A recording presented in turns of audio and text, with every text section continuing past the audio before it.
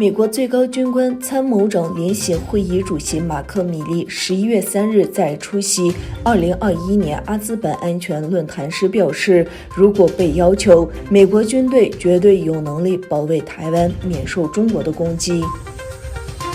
美国政府去年颁布行政命令，限制与解放军有关的中国研究生入境。中国外交部本周三则表示，自今年8月以来，已有近30名中国留学生或访问学者入境美国受阻。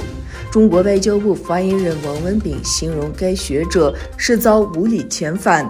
王文炳批评说，这些盘查远超美国所说的正常执法范围，严重冲击中美两国互信合作，敦促美方停止这些做法。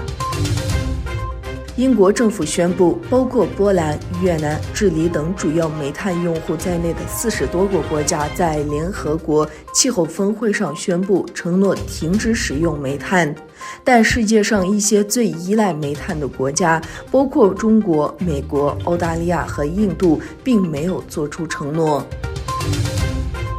美国国防部星期三公布2021年度中国军事与安全态势发展报告，大幅调整对中国增加核弹头的预测。报告说，中国核扩张步伐加快，到2027年，中国将拥有多达700枚可交付使用的核弹头。到2030年，中国很可能至少拥有1000枚核弹头。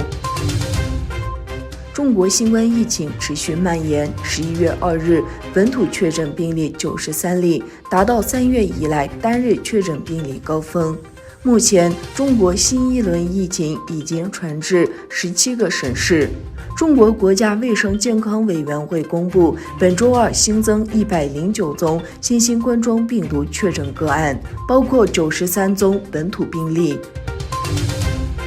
直径约摸2公尺，相当于高尔夫球车大小的小行星2021 UA1 在距离地球表面近3000公里处惊险经过，比月球离地球近的距离还要近，但科学家却在事后才注意到小行星的存在。